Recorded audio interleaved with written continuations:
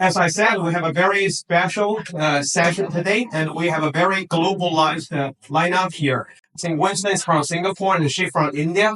And Tim and Rock from China, originally from China. And how he said his background is really interesting because he's originally from China. He went to school in Europe, and you start your career in China and end up in Silicon Valley. And so why don't we just let them introduce themselves to tell us about their background, how they thrive and grow in Silicon Valley, and then we can go deeper into each topic. Yeah, please, starting from Hao. Thank you, Professor. Hi, this is Hao. It's a great pleasure to be here. And by the way, I'm attending the EMBA program at NUS. So a lot of alumni and classmates here. I've been in the Bay Area for about 11 years, and I'm running a few companies, including Legend Trading, StellarPay, and such on, in the industry of blockchain, cryptocurrency. In general, now we call it Web3. Most people are familiar with Legend Trading because it's one of the largest institutional trading platforms in our space. This company was formed 5 years ago in Palo Alto. Now we have grown the team to multiple countries, including Singapore, Malaysia, Hong Kong, Brazil, South Korea, South Africa, and such on. And we have customers from more than 120 countries. Yeah, thank you. Hey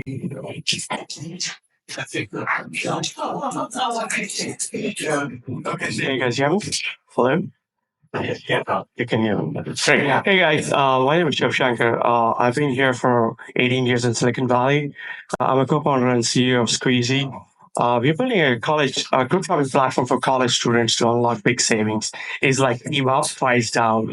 Have you guys heard of Pinduoduo in China? So it's a Pinduoduo for college students, predominantly for college students. Before that, I was senior director of product and head of product for Yahoo, running the Yahoo communication business actually, serving 220 million users globally and generating a revenue of $1 billion plus actually. And before that, I was a Sun Microsystem building Java and virtual systems.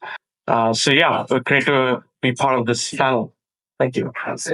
So next is Rob. Talking about my story, we just graduated from Stanford SCB program. So our professor, one of our professors gave us the question about if you using 6 words to describe your life, what's exactly the same 6 words? Yeah, I asked different people. My 6 words life story is non-typical American dream chaser, right? This is because a typical American dream chaser is like a chef, like chef. So graduate here and then find a job and go to climb the ladder and then build up your network and then start building your own company because you have resource and planning here. But my story is different because I graduated in BIT and I go to Datang, is a domestic government control company. And then for 5 years, I thought that I can see my life when I'm retired. So I don't think that is good for me. And at that time, I find that mobile internet is really booming. So I find a forum like this, and I invite carefully those kind of people to interview them to build my network. And then finally, Xi Xiangdong, the founder of Qihoo, one of the founders of Qihoo, invited me to join their company as a product lead. We built 6 million users from ground up, and also we wanted to go overseas. And then I'm the director of global expansion and built a 150 million users worldwide. But a security company running in the U.S., Chinese, it's not that doesn't make sense. So they go back, but I decide to stay here. So I quit my job and using a F1 visa to visit here, and then start to chasing my American dream. I end up here for 10 years, and then I've been laid off several times. I survived And then I built my own company from the day one I landing here. Keep running this company, even several times. But right now, our narrative is AI plus Web3. We just closed our seed round. I'm not a typical chaser, but I'm on my way. I survived. I keep fighting. So that's my story. I can share more. Thank you. It's a good story, but I think I have two comments. And one comment is that you said you are non-typical American dream chaser, but I think layoff several times. This is a very typical American. Yes, because I'm in Silicon Valley. Yeah, layoff is like a normal stuff, right? Yeah, this is a very typical. And I think you missed your most important milestone in your life. You are the best dancer in Stanford, right? Yes, and rock and rapper as well. Da, da, da, da, da. We will rock you. That's enough. Okay, Tim, please. So cool. Good afternoon, my friend. Thank you. Okay, so I'm my friends. So I'm Tim. I'm also the first generation immigrant in Silicon Valley. So before I moved to California, so I have about 20 years working experience as the business development or the ecosystem guy for some top global companies, including IBM, Microsoft, and Amazon AWS. About 4 years ago, I moved to California, and I work for Plug and Play High Project. So probably Plug and Play. Plug and Play is like one of the most active venture capital also the salary rater in the past 20 years. So currently we have more than portfolio more than 2,000. For each year we invest in about 200 early stage startups. It said that we are enable the most I think it's the innovative and the larger ecosystem for both corporations and also the startups. So it's kind of the open innovation between large corporations and the early stage startups. That's it. It's my pleasure to join this panel. Thank you very much. Okay, so now let's begin our discussion here. So my first question is: so you guys are coming from all over the world, coming from very remote end of the world, and end up in Silicon Valley. So can we talk about what is special about Silicon Valley and as Asian entrepreneurs? So how do you find your place here? Maybe I start with Chief, please. Yeah. Well, do you guys hear me? Yeah. When you think about Silicon Valley, I always describe it in three ways. Is about skill sets, mindset, and opportunity. So most of the people whom you meet here, either they're building something, and they might not have the skills, but they have the mindset to learn those skills actually. And then this is the place where it provides a lot of opportunity. And the reason it provides a lot of opportunity is very forgiving. It's totally open. If you failure is, as Einstein suggests, failure is success in progress. So Valley is very forgiving actually. They treat failures as a learning opportunity. As long as you're defining those failures as a learning opportunity, this is the place actually. And that's pretty excites me. Like if you're thinking about building a startup, essentially at the first principle, you have your hypothesis and you're testing those hypotheses. And those hypotheses might go in a different direction. But as a founder or as a product manager, your job is to understand those learnings and figure out how to move forward in different ways. And one more thing is all about when we talk about mindset, and here people are totally fine to build something. It doesn't work, throw, move on to the next. So it's not about attachment, it's about solving the right problems with the right people for the right forum, actually. Yeah. So that's exactly. Great. So it's about opportunity and mindset. Thank you. So maybe I move to Tim, please. Yeah. What's your observation? Yeah, please. Definitely, Silicon Valley is the center of the world innovation. So from the historical perspective, we see multiple technology innovation briefs from semiconductor to internet to mobile internet, also artificial intelligence here. So I think this is the very unique ecosystem in Silicon Valley. So we can see not only the close innovation within the startup or corporations, but also the open innovation between large corporations and startups. And I would like to say this is the very concentration of the unnecessary resource for the entrepreneurs. It's easily to get access to the venture capitals. We see the world level the research institute and the top universities like Stanford and UC Berkeley. Also, you see some leading technology companies here like Google, Meta, even OpenAI. So I like it also. I think the culture is good. It's in the tolerance of the failure. So encouraging young talents to build their own startups. Another thing I would say, this is the diversity of the ecosystem. This is the home of the multiple, immigrants from all the world. So overall, I say this is a very unique ecosystem for entrepreneurs, even for the, venture capitals. It's an integrated ecosystem with university, with venture capitalists and entrepreneurs. So this is and you also mentioned that the culture to tolerate the failure. So like a rock, he was laid off several times. So this is American dream you taste.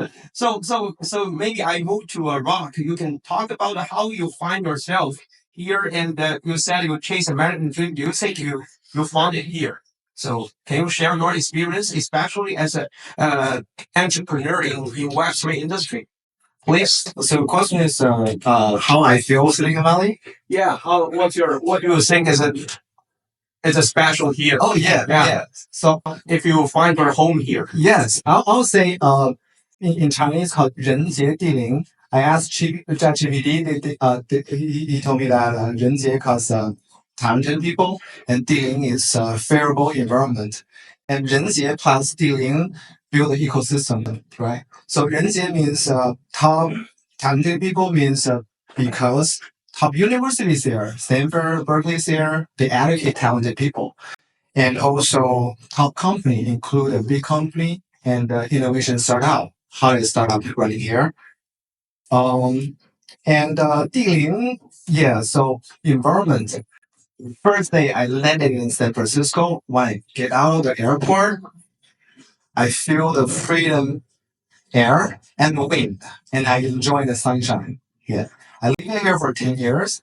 And Silicon Valley, this place is unique because you want to ski, you go to Lake Tahoe, and you want to sailing, and you go to the bay, and a lot of beach out there. And you want to hike, there's a lot of famous hiking trail. So I think this is unique. So you can get anything you want, but entertainment, no entertainment, barely. Yeah. I just come. You want to mention 人和. 人和, yeah, 人和 is part of networking, right? So the networking, this is networking. Like 100 events happen there. If you open my calendar, there's multiple events combined together, but you have to choose the right one you want. And it's a great place to find talented people. And I find my co-founder here, and really find them in an event like this. I know what kind of person I need.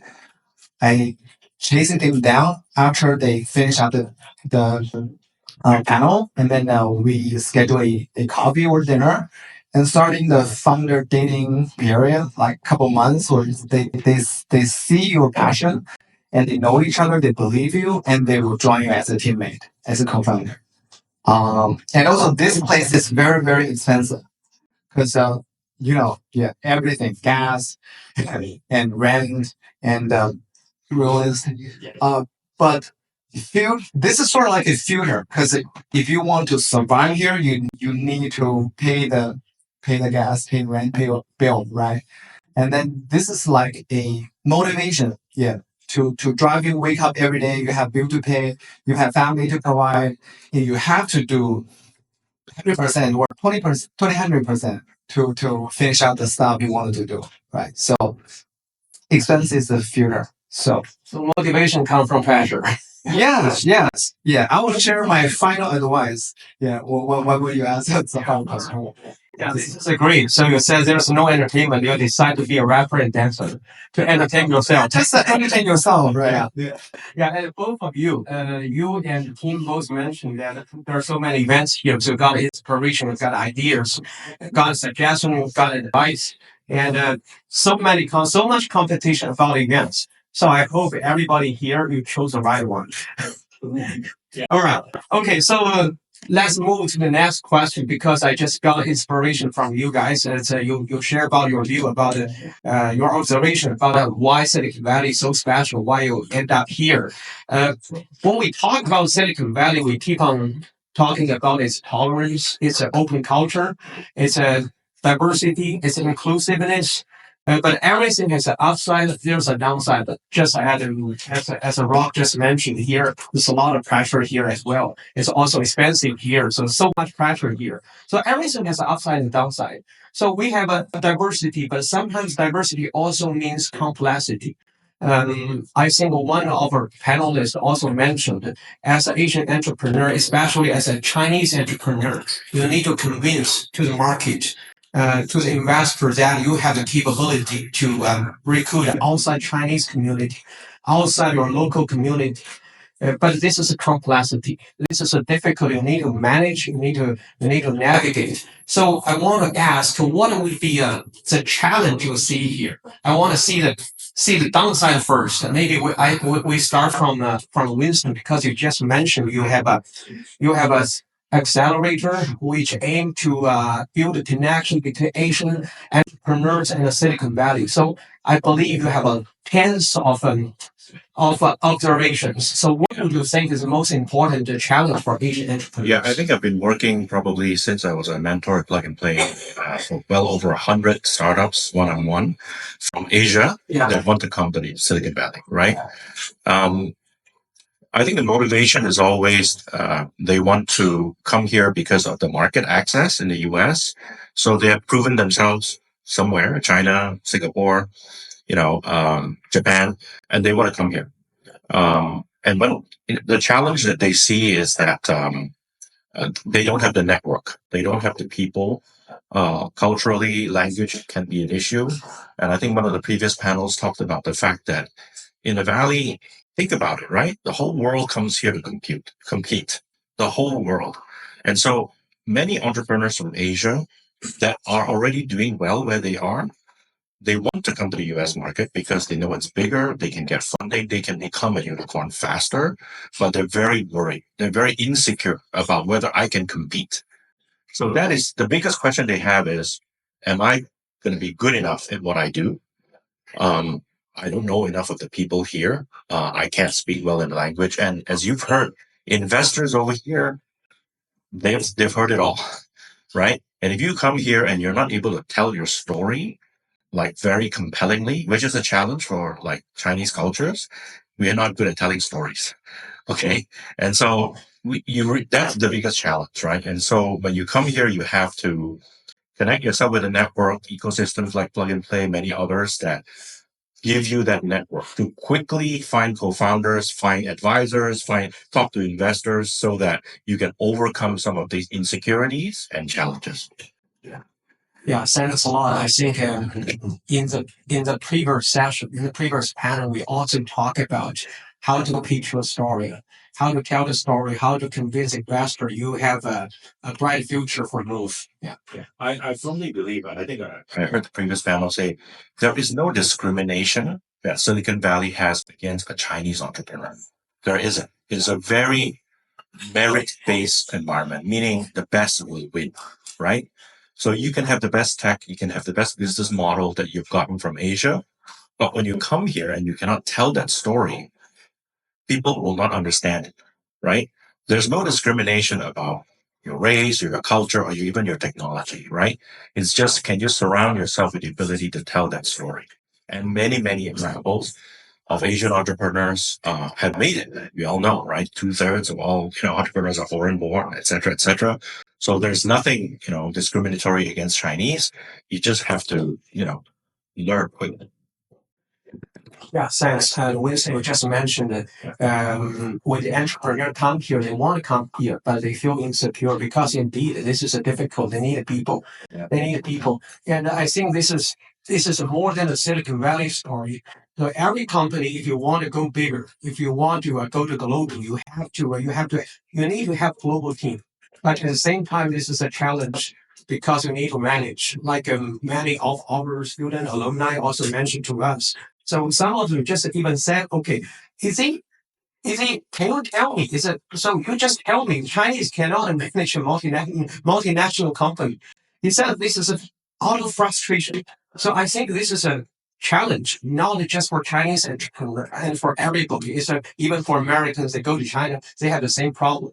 So I think the cross-cultural team, the management, this is a challenge we all need to navigate and we need to face. Maybe we start from, let me pass a question to Hao because Hao now he's based in Silicon Valley now. So can you share with some experience of how you manage your team, how you build your team and manage your team?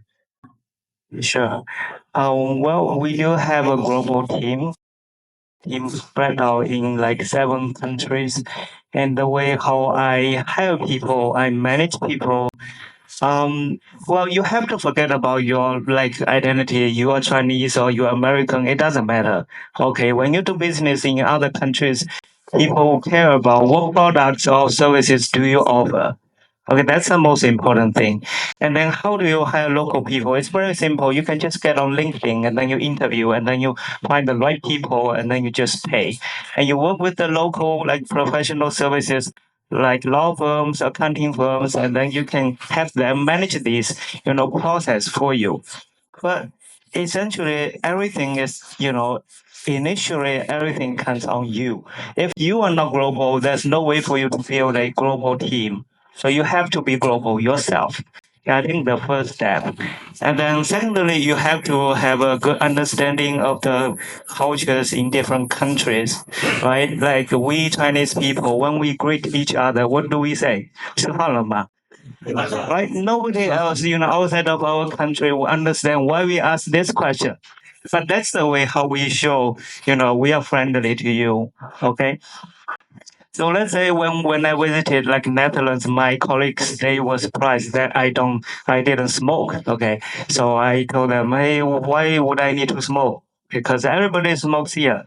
But when I go to Ireland, my team will tell me, hey, let's finish the very important meeting with the Central Bank of Ireland, and then so that we can go grab a beer, we go to the Guinness beer factory in the afternoon. So I was like, are you serious? We are having this very important meeting, and that will impact the result, whether or not we can get our license in this country. But that's the culture. In Ireland, people like drinking. Okay, they just go out to hit on the bars after 4 p.m.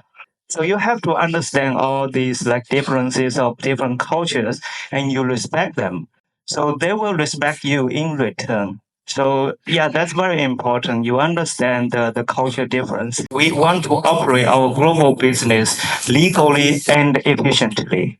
So we talk to a lot of regulators in many countries. We have to figure out why the policymakers are making laws like this. What's the rationale behind their decisions, and how we can apply for the licenses and how we can operate legally, in that city or in that country.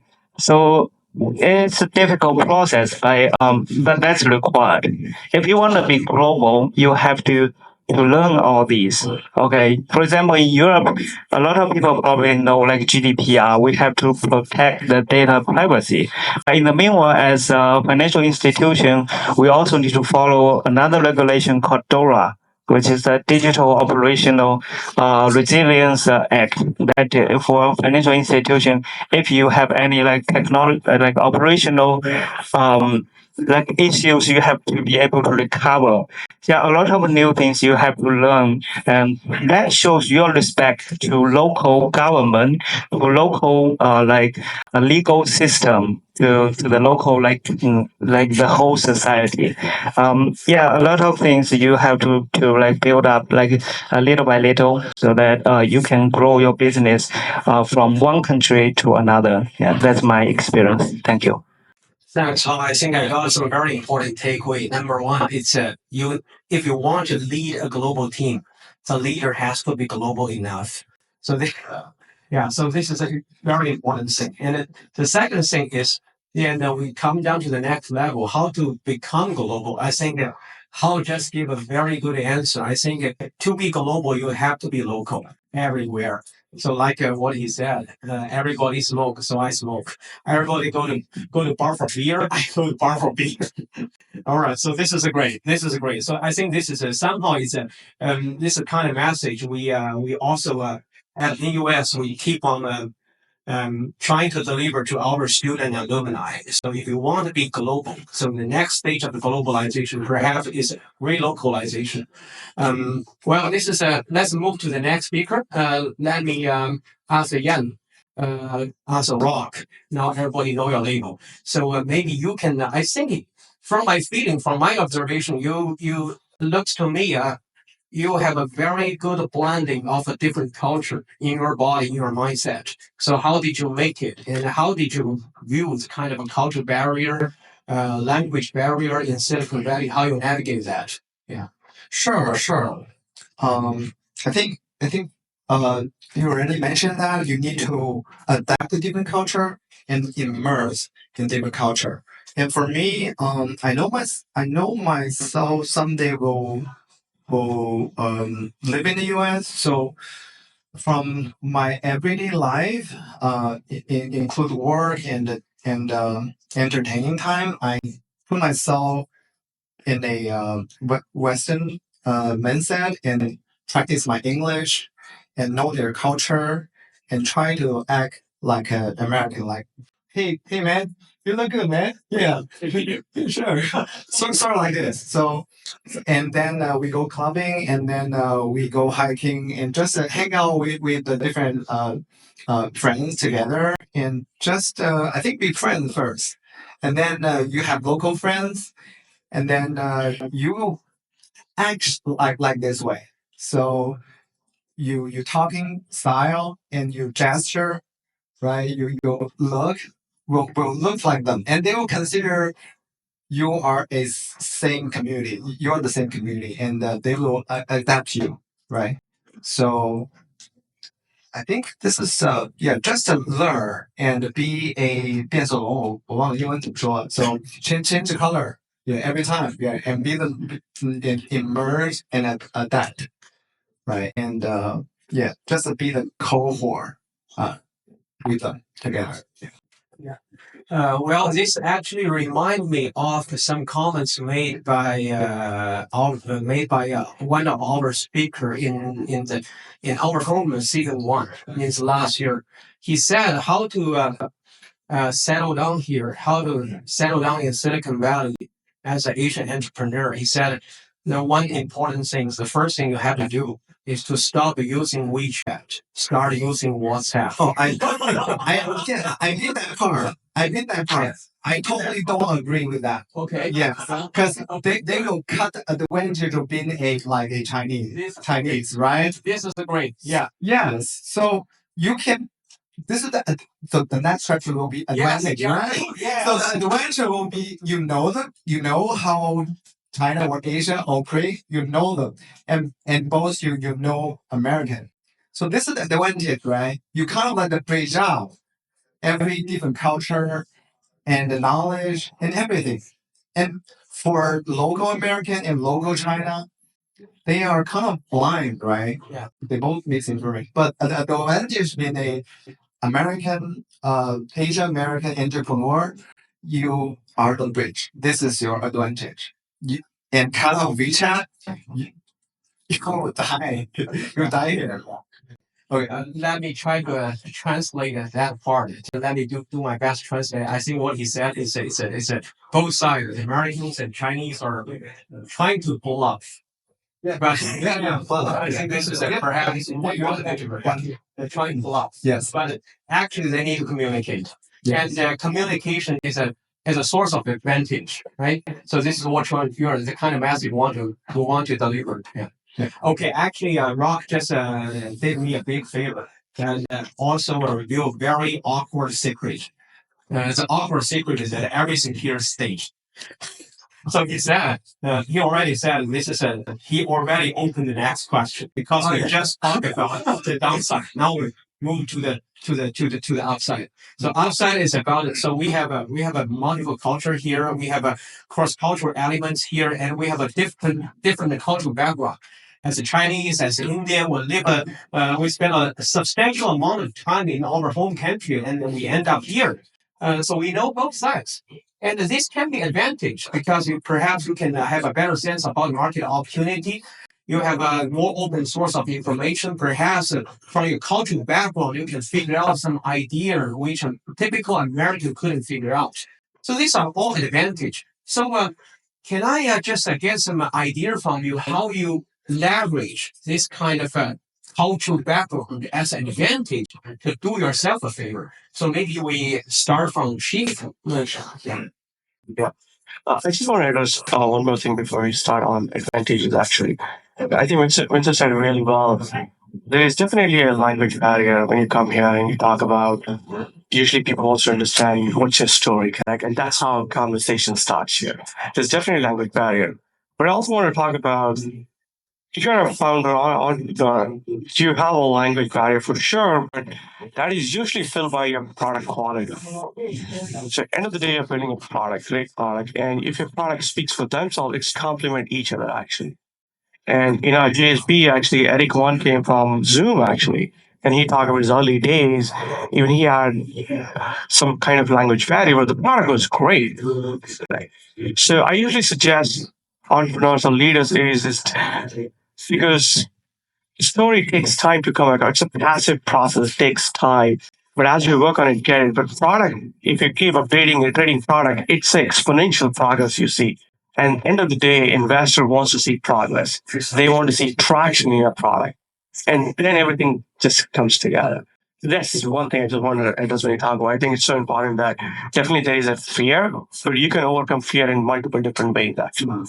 And when you talk about upside, actually, I believe that, I firmly believe that we have a huge advantage because we have a broader spectrum of experiences, actually. We have experiences where I come from India, where you're fighting for 0.001, top of the line, actually, for IIMs and other things, correct? And when you come here, you see different spectrum, actually. So I think as an entrepreneur, my job is to take best of both the worlds, actually, and create a narrative for my team, actually, how to operate. So, and my co-founder is Chinese, by the way. So I'm still learning Chinese ni hao. So I'm still learning that piece. So, and we always try to understand, we focus on what is the right goal for the business, what is the right metrics for the team, and how we can rally behind it. It's regardless of which experience, regardless of which race you come from, actually. And then use the best of how we communicate to each other. And what we have seen work for us at my startup and at Yahoo was, I always suggest people to write. Because it's okay to write, and that becomes right. Writing is the part of the process of discovering what you believe in, actually. Yeah, right. It could be writing Google Docs. It's not like handwriting. It's just you can write and people read and provide feedback on it, actually. That's another way of getting feedback. So for me, it's the perspective you get in bigger ways.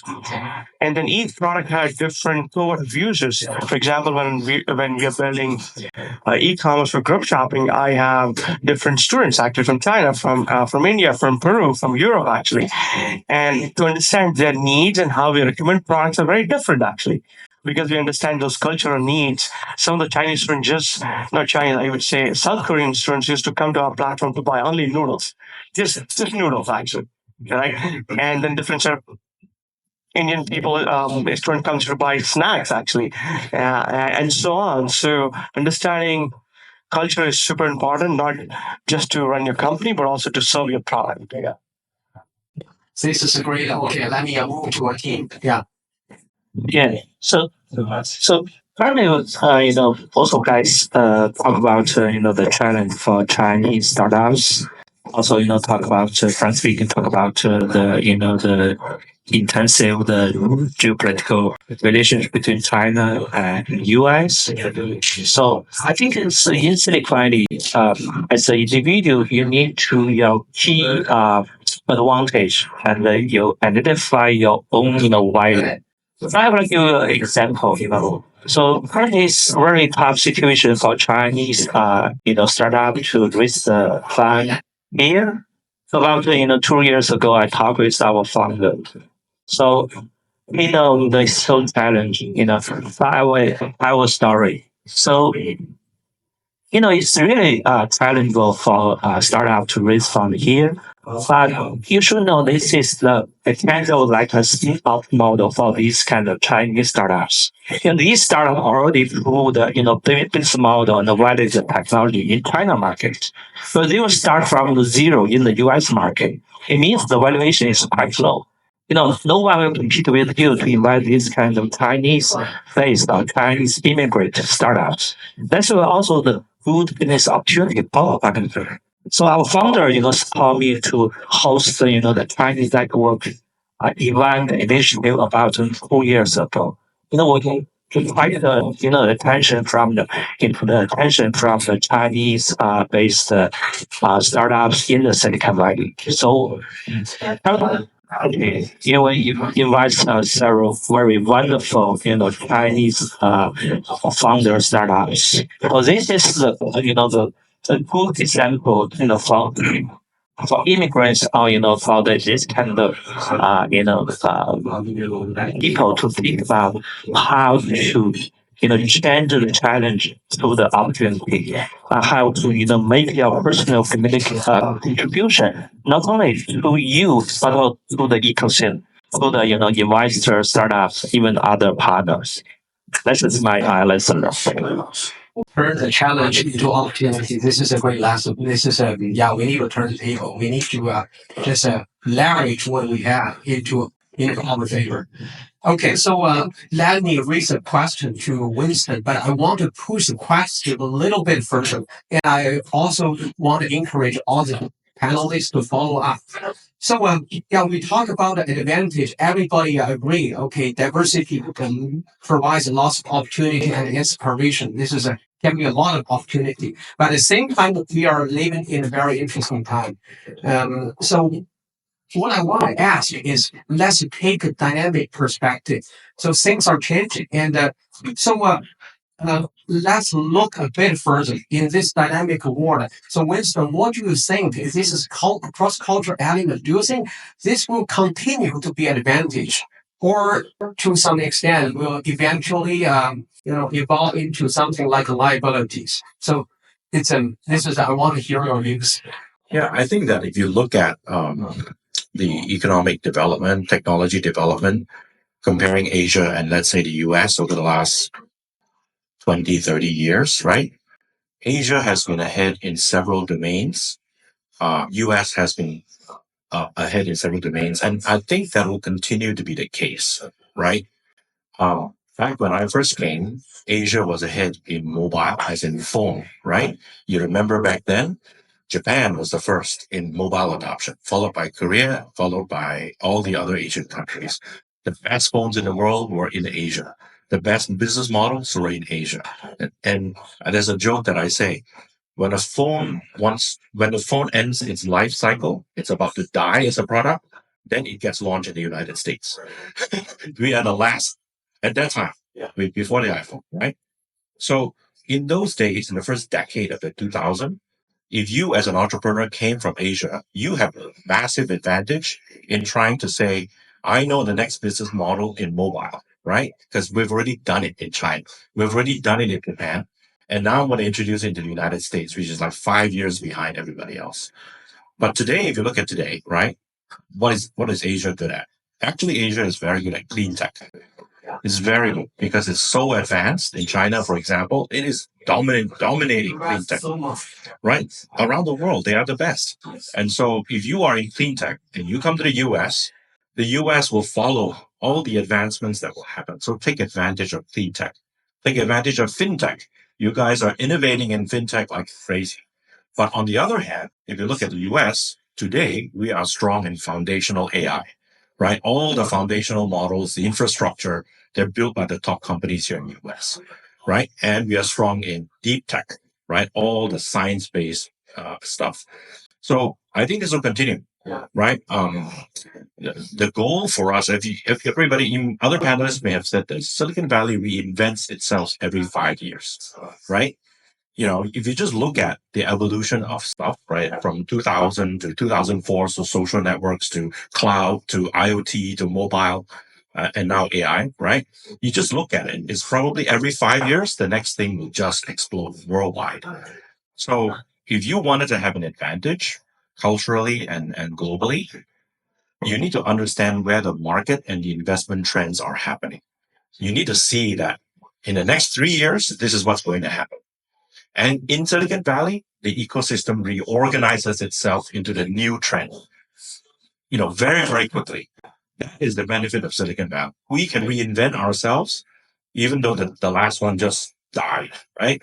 When I came, internet died, right? Because everybody over-provisioned too much pipes in the ground. So many companies just crashed, right? All the dot-coms crashed. Then all of a sudden, social networks came. All of a sudden, iPhone came. When iPhone came, US became the number one in the world. It took over from the rest of Asia. Think about that, right? So if you were to come, or even where you are, you don't have to come, but think about the mindset. Think about where the next investment and market trend is coming from. Understand how the ecosystem is reorganizing itself and insert yourself where you have the most advantage. That's the benefit of Silicon Valley because, as the panelists were saying, all the members of the ecosystem are here. Other countries, other cities don't have that diversity, and that is their challenge. For example, some places don't have enough investors. Some places don't have enough large corporations, which are very critical. Some places don't have top universities, right? So when you come, you get the best of all of that. That's why you can see things happening really fast. So if you come, you will learn that. But it doesn't have to be here. Singapore is now a massive hub. I've worked there before for 5 years. That's also now things are happening really fast. And of course, some parts of China. So America itself is a success story of diversity. I mean, Yeah. it's real, right? Yes. I don't know. When we travel outside of Silicon Valley, because we take the ecosystem for granted sometimes. And then you go to a place and you realize, wow, you don't have enough investors. Right. You don't have enough PE firms. You don't have enough large companies that are doing M&A, Yeah. right? You go to Asia, where are the companies doing M&A? Outside of like China, the rest of these Asian countries don't have enough large corporations that do M&A. So that is a problem because one exit has disappeared, right? Yes. Yes. Yeah. So the big message is that different people are good at different things. So so the complementarity will continue to exist and we need to work together. I think it's sort of right, actually. What's amazing about Silicon Valley is it's super agile, it's auto transform. So it's not you're sticking to something. You're totally right. When I came here in 2006 and 2007, there was no Uber, there was no iPhone, correct? There was no iPhone. So, We're behind the wall. yeah, we were behind the wall. And suddenly what you see is you see a smartphone, you see everybody's building apps. Then there was an era of cloud computing. Everybody's moving to cloud. Then there was a search business. Everybody wants to have attribution search business that to acquire TAC, traffic acquisition cost. Then mobile, then so on, correct? But if you really look into what it suggested, I got to paraphrase is, here it's very amazing that it's okay to change overnight even. It's totally okay. But it's not okay to continue with what's not going to work. It's all about how you invest in future. And you have growing pain, which is totally okay to have growing pain, but we know we invest in future. Just on that point, I think you guys all mentioned failure, right? Tolerance of failure, right? Just go to Asia. I don't know about China, But in Singapore, which is really advanced, they also are fearful of failing. There's a term for it called kiasu. Kiasu. Yeah, that's in the Singapore local or afraid of losing. Here, there is no such equivalent word in Silicon Valley. Right? You want to fail fast. Yeah. You know what I'm saying? Yeah. But you go to Europe, it's the same thing. You go to many European countries, even though they're really advanced, they're afraid of failing. I think what I just want to add is, so in Europe, usually people are afraid for multiple reasons, but also regulation plays a big role. So if you want to do anything in fintech, there's a huge regulation, right? So if you want to do areas in privacy and everything, US and Europe have very strong laws. But I believe that Asia has a big advantage for that actually. I always feel like, hey, go to the places where you can do a lot of quick pioneer innovation than in some of the spaces actually. Like before COVID, actually, I went to like India and China has been cashless society for COVID actually. But US just picked off that way, isn't it? So I was like so surprised. It took me some time to why you're not taking that. But the reason is it's on privacy actually. So a lot of things. But just going back, this is the place where innovation happens, and it happens all the time. So it's totally fine. You fail fast, you move fast. One of my investors, Jason Calvin, you might know, he's doing ridiculous as the first mover investor. He used to tell me is, I think fight like a warrior, die like a legend. So don't be afraid. Just go and don't find it. And just keep bringing it. Yeah. Yeah, I call that. I still remember when I quit my last job. My mentor gave me the 4 character 屡战屡败. Yeah. And deterred by failure. Yeah, like a warrior. So. And also echo by the training. I think when we joined the SEP class, one of the Holy Hall give us the advice about. They asked about what's the key element to make a startup success. So they mentioned timing, they mentioned technology, they mentioned team. Do you remember what's the number one? You're missing that class. So yes. So Holy told us timing. Yeah. Timing. Yeah. Timing. So timing means the training there. The reason want to invest in that area. And everybody, the town people will adapt that technology. So my own startup came several times. Follow the different time, but AR is not the right time. My first investor check is on AR, but it's failure. But we completed that, and right now the trending is AI plus Web3, and our narrative is like AI plus Web3. Edge AI infrastructure is our narrative. So remember, you asked me the question why I need to join in NYU. 混圈子讲故事, right? Networking and storytelling. This is the right. Always about this, about a startup founder, right? Yes. And on this. Okay, just have very quick comment to what Winston just said. Winston said Singapore is also afraid of failure, but I want to add this slightly. I would say Singapore is extremely afraid of failure. I think this is a more precise. Extremely afraid of failure. Extremely, yeah, good word. But even though that's the case, Yeah. There are many rankings of startup ecosystems around the world. Yes. Singapore, as a country, is number 5 in the world. Yeah, it's still very dynamic. How did it get to number 5? And if you look at the growth chart, it was number 20 maybe a few years ago. Yeah. It is now number 5. Number 4 is Canada. Yeah. The whole of Canada is number 4. And Singapore is going to overtake Canada very soon. Startup ecosystem, right? So obviously, they're extremely afraid of failure. Has overcome and become one of the top. Still lots of success stories. So this is why we are here. We also want to encourage friends here to look at Singapore opportunities. Yeah. And I saw the team keep on rolling. So I believe team also has a lot to share. So would you like to comment on this issue? Yeah, I think the cultural, tolerance for failure is so important for the entrepreneurs. I also, thinking cross-cultural collaboration is so crucial for the startup to build a successful business. a cross-culture collaboration is very helpful for, a startup to build the global strategy as well, to have the capability of the, broader problem-solving approach. So I think, Silicon Valley is so great. It's a best place for the guys to achieve your, Silicon Valley dream. Also, it's the great place to feel here and feel fast to learn from, the others. Silicon Valley dream, right? Everything, yes. Another dream, right? Silicon Valley, right? Yes. Okay, House, maybe your turn. Yeah, I think we're lucky. I mean, being in Silicon Valley, we don't have a lot of privileges to start our own businesses. You guys mentioned a lot about tolerance to failures, and also it's much easier than other parts of the world to raise funding. Like, for example, when we set up our subsidiary in South Korea, I asked my local co-founder, like, hey guys, would there be any possibility for us to raise any funding here? They would say no. So I asked why.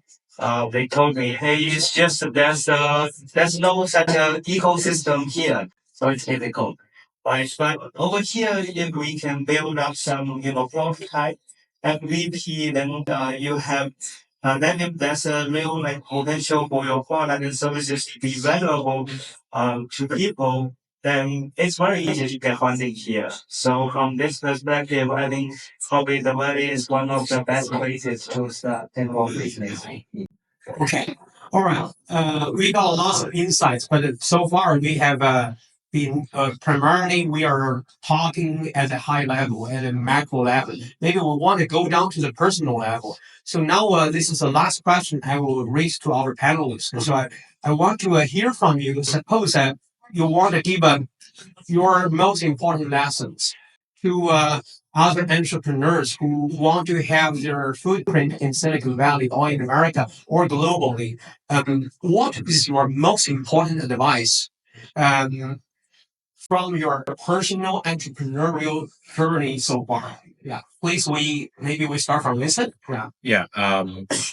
Again, from my own experience here for 24 years, if you want to learn about being a startup, being an entrepreneur, take the opportunity to learn about running a company from many different perspectives, not only as an entrepreneur, but also from a researcher standpoint, because a lot of foundational technology comes from research. So immerse yourself in the research community, learn what makes a scientist think, and what are the challenges they have in commercializing what they have, because they could be your co-founder, right? So immerse yourself into universities. Immerse yourself into the world of a large corporation, meaning what do large corporations do in terms of open innovation? How do they innovate? How do they source technology to grow their company? When do they invest as a corporate venture capital? When will they want to acquire you, assuming that you are selling to them, right? Immerse yourself, because large corporations are a whole different animal, right? Also, figure out what it means to be an investor, right? Become an angel investor. Try to see whether someone can convince you to give them $150K of your own money. Think about it from different types of investors: corporate venture capital, traditional financial VC. They all have different mindsets and theses. But again, meet many of these investors because you need to convince them. Finally, and maybe this is somewhat non-obvious, governments, right? Governments, depending on where you are, have large incentives to create a startup ecosystem, but they have different ways of doing it, different ways that they measure success. So make friends with government people, because they are very incentivized to make you successful, but they have different ways of doing it. So in Silicon Valley, all of these learnings can happen in a very short amount of time. That is the benefit. That has been my journey. So I have an advantage now. Whenever I want to raise money or find a co-founder or sell to a corporate, I've seen it from all angles. So I can sort of guess what they want in advance. So that's my message. Yeah. So you need a right ecosystem so you can get resource from all kinds of the But sources. Having the ecosystem is important, but immerse yourself into every angle so you can see it on all sides. Be part of it. Yes. Okay. So, Tim, please. I think in Silicon Valley, ecosystem is here. The most important thing is how to build your value and how to get access to the ecosystem. I will start one, thing first. So probably, the 30% of the population here are, Asian immigrants or Asian guys. But I think that some, Asian guys still feel they are minority here. So I think if you like to be part of the ecosystem, first thing, be confident. And second, you have the very good communications. Know, the difference of the different, cultures. But I think the most important thing is to identify your value to your customers, to your investors, to your partners. And in terms of communication skill, I think you should be the sincere and consistent to build the trust with your investors, partners, and customers. That's my point. Great. This is great. Okay, Rock. Yes, I just doing some add-on stuff. I would say just do it and just immerse and take action now. Find a visa, build an infrastructure, and move here. Seeing is believing, right? This is the first step you need to do, right? Sometimes you sort of like the little eagle on the cliff. The only thing you can do just to jump out, right? Or die or you fly away, right? So this is my advice. And also, keep foolish, keep hungry, and most important, keep young, right? Echo to Mr. Ban, keep young, right? Because the investor want to invest young. Yeah. You can keep young, right? Yeah. Okay, Chief. Thank you, Rock. That's the reason he's Rock. I think everyone said really well. The way I want to approach this is just to build upon it. First, you have to, listen, how do you understand you are tasting a great food? First, you have to have a great food you taste. You build your taste palette, actually. Then only you can understand, is this a great food or not, correct? So I think what Vincent is saying is totally agree. I spent 14 years at Yahoo building products, actually. I understand what users need. I how to build a product, how to scale the product globally, actually. How, whether you monetize through ad system, you monetize through affiliate, you monetize through subscription, all of it, correct? And then as an engineer, also some microsystem, really great, actually. So that gives you a perspective of how you build it, actually. And then, as you said, it's also thinking from different mindset about whether it's what VC is looking for. Even are they raising fund at this time? Is it the right time for them to even invest? Sometimes people feel that they said no, but there are a lot of different reasons sometimes people are not investing at that stage. So I think there's nothing personal. We just have to understand that piece. And for me, what has worked was I like to try a lot and fail a lot. So I'm totally comfortable being failure. I'm totally comfortable with that, actually. As long as I'm defining better meaning of those failures. So I usually suggest try and fail, but don't fail to try. Yeah. Okay, Paul. My advice would be keep learning. Because I have a very similar background with probably many of you in this room. I'm pretty strong in computer science, software engineering, product development. But this is far from, being good enough to run a successful business. So it took me a really long way to become a hopefully qualified CEO.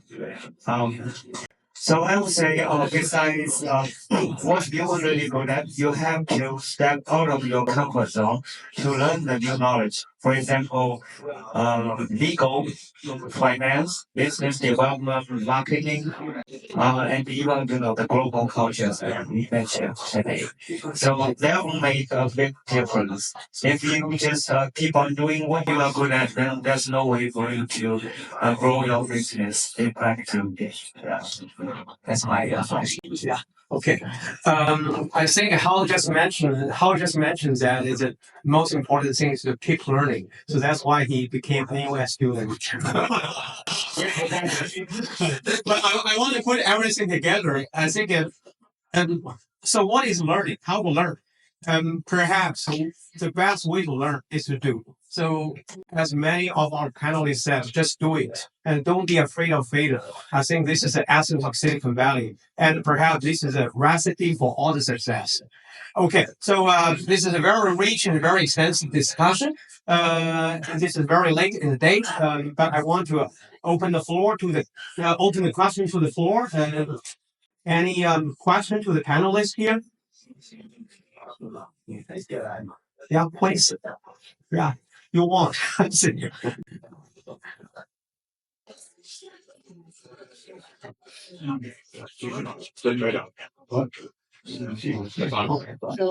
Yes. All right.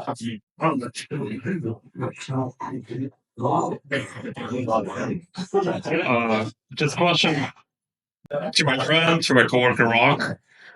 Just, and as I said, the first one is friends and coworker. Just give us one piece of advice out of your career which you think allowed you to succeed and become who you are right now. Just give kind of like one insight from all of your like different life experiences. Just one thing which kind of like one skill set which you had and which you've been like always sticking to, which helped you to become who you are right now. Yes. So just be yourself, and then build a character. Right, build a character, and then build your own IP, and let your every sentence memorable. Yeah, this is what I share on Stanford. Right, my life story. You still remember that? And I also talk to the NUS the students. Sorry, NUS students. Every presentation you need to have a memory point, right? So that means you have influence. So all about building your influence, right? This is a takeaway. Thank you for the question. 左边陈浩，就是你走出去的最大恐惧曾经是什么？ Okay, the question is, what is Chen Hao's biggest fear? 就我刚来硅谷的时候，其实有一些这种障碍，是我以前在一个上市公司，就是管理软件工程团队，管了80多个工程师。那个最早的时候，因为我手底下很多美国人，所以这个因为有这个 culture difference， 有这个 language barrier， 所以你在管理他们的时候会觉得比较痛苦啊。你给他制定一个 KPI， 然后他没有达到，你跟他吵架，你吵不赢他。然后跟我的这些 peer departments， 我们吵架的时候，我也吵不赢他，所以这个是当时觉得比较frustrating。但慢慢就是你要慢慢逐步去改进你自己，然后去克服这些你的缺点，慢慢变得 OK， 你没有缺点了，你以后吵架都能每次都能吵赢。OK，you become so very confident， 对，就是这样。然后到后面真正我们去做现在的这个企业去做全球化的时候，已经没有这些困难了，因为你自己本身已经达到了那样一个状态，就没有什么可怕的。对。Again, this is a learning by the way. Okay, yeah. All right, so I think this is quite late for the day, and I truly appreciate everybody here. Thanks for staying with us. I think this is a time to wrap up this panel. Again, I want to say thanks to all these panelists here for the very inspirational sharing here. And I look forward to seeing everybody next year for season 3. Thank you very much.